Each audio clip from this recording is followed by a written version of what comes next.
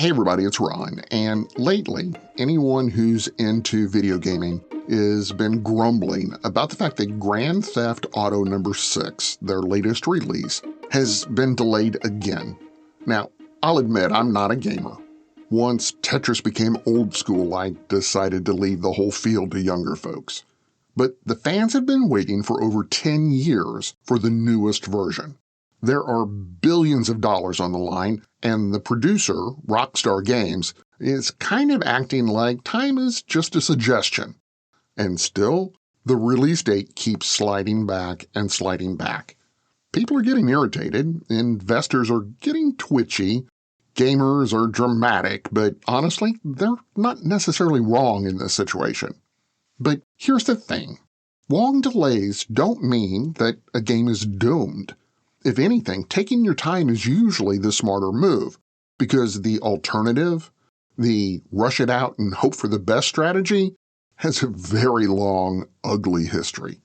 And, well, sometimes you get the story I'm getting ready to tell you. It's Christmas morning, 1982, and I want you to picture a 12-year-old kid sitting on the carpet in front of the family TV. Ripped up wrapping paper is everywhere, the lights are still blinking on the tree, and in that kid's hands, the gift every kid wanted that year, an Atari game, but not just any Atari game, the E.T. game. Now, back in 1982, Atari wasn't a gamble, it was a promise. If their logo was stamped on a box, it meant you were getting something fun, something big, something worth bragging about on the bus ride to school. Parents lined up for this stuff, and kids counted down the days. So this kid sitting in front of the TV pops in the cartridge, flips the switch, and waits for the magic. He's expecting the same thrill he got from the first time he played Asteroids or Missile Command or Frogger. That feeling Atari built its entire reputation on. But within minutes, anybody in there could feel the room shift. The game, it just doesn't make sense. E.T. falls into a pit, then another, then another. The screen feels empty. The controls feel off, and that confidence, that trust that Atari built evaporates right there in the glow of a wood-grain console TV. And honestly, every time I think about that moment, I think about how fast goodwill can disappear when a company bets on hype instead of quality. So, okay. How did we get here? From Business Basics, I'm Ron Trucks, and this is Business Bloopers, the weekly podcast where we unpack the business decisions that sounded smart until they weren't. Every Friday, I'll take you through a real story where something went off the rails. Sometimes it's hilarious, sometimes it's painful, but always it's a reminder that even smart people screw up in business, and we'll look at why that matters. Like I said, this is Business Bloopers. By the early 80s, Atari wasn't just winning, they were defining the entire home gaming industry. If you were a kid, Atari was the center of gravity.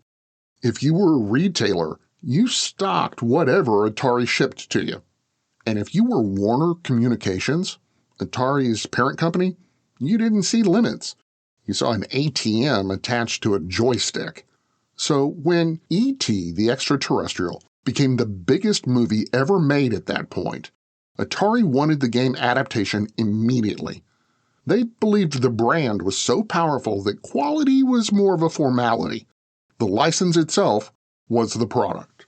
That belief set off a chain reaction that should have made everyone stop and breathe. Instead, Atari signed the licensing deal at breakneck speed, burned a mountain of cash to secure it, and then handed the entire project to Howard Scott Warshaw. He was a brilliant designer, but only one man, with exactly 5 weeks to deliver a finished, boxed, ready-to-ship game in time for Christmas. 5 weeks for a multi-million unit production run, for a title that had to satisfy retailers and shareholders, Steven Spielberg, and a market expecting something transformative. Warshaw did what he could. He built the engine, mapped the world, created collectible items and puzzle elements. He crammed every idea he could fit into the tiny Atari 2600 memory limits. But what he didn't have was time. Time to test, time to polish, time to figure out whether kids would understand any of it. And inside the Atari headquarters, nobody wanted to hear about pacing or user experience. The mandate wasn't make it great. The mandate was make it in time. With the movie tie-in, executives were already predicting a blockbuster. They approved a production run so large it practically assumed success. By the time the cartridges rolled off the line, everything looked like a sure thing on paper. Retailers were excited, Warner was excited, Atari was confident. The only group nobody bothered to check with was the people who were actually going to play the game.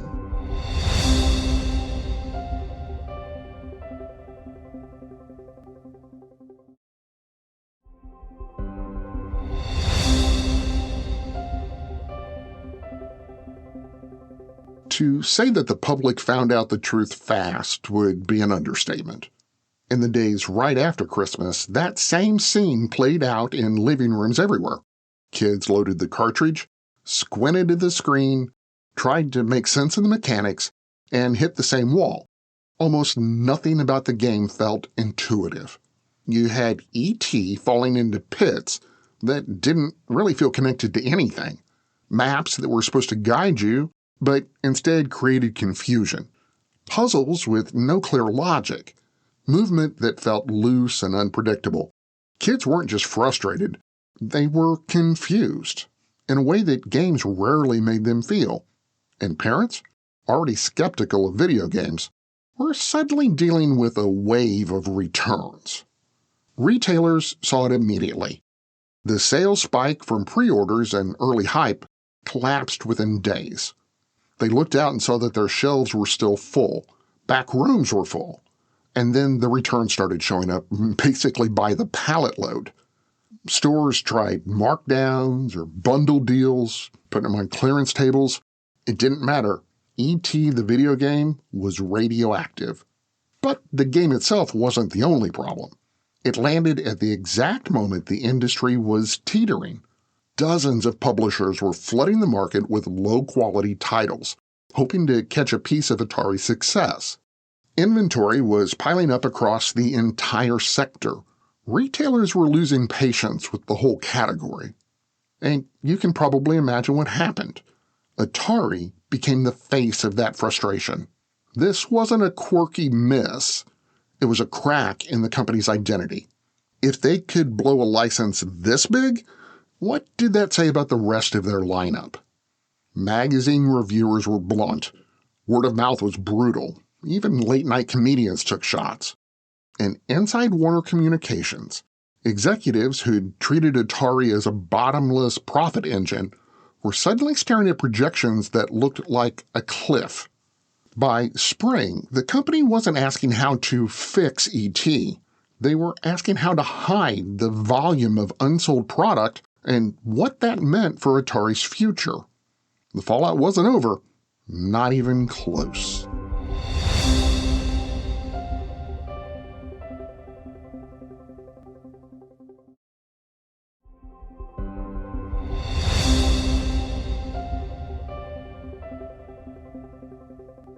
Atari reached the point where there were really only two problems left to solve: what to tell investors and what to do with the millions of games that nobody wanted.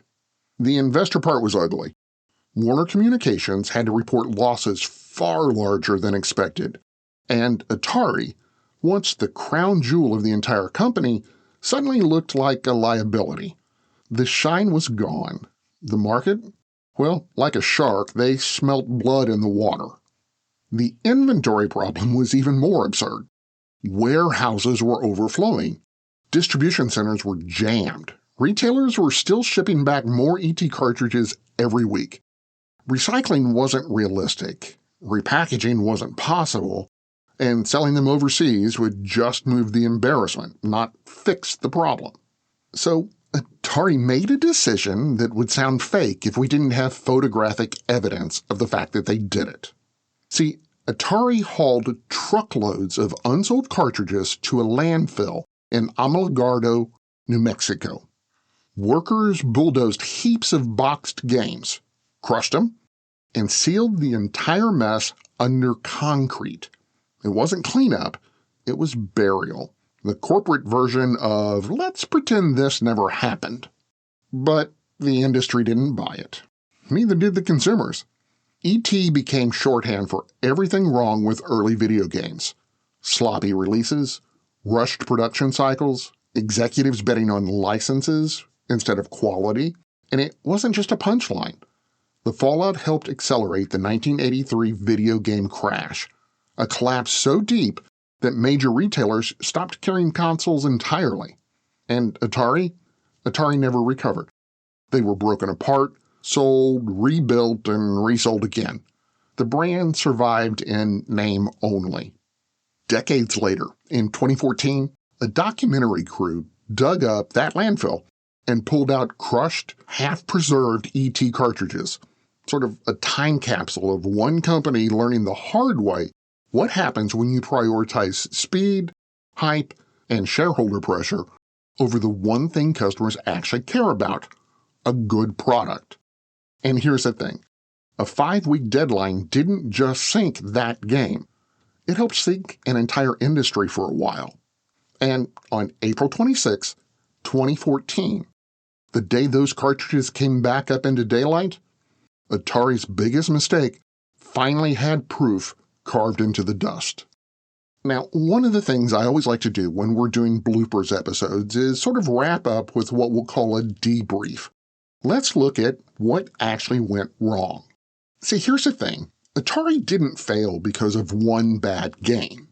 It failed because the company stopped listening to the market and started believing its own mythology. They kept betting that brand power could cover shortcuts, that volume could replace quality, and that customers would always forgive a misstep. E.T. just made those cracks impossible to ignore. And at its core, the real problem in this entire story was speed. Atari compressed development to an impossible schedule, skipped basic user testing, and manufactured more units than they could ever justify. It was a perfect snapshot of a company overestimating demand and underestimating how quickly trust evaporated. And if you zoom out, you can see that pattern, unfortunately, everywhere today. Entertainment companies rushing out sequels, tech firms launching software before it's ready, brands treating hype as a replacement for product integrity. The tools change, the stakes change, but the mistake is usually the same. You can't ship your way out of denial, and you can't promise an experience you haven't actually built.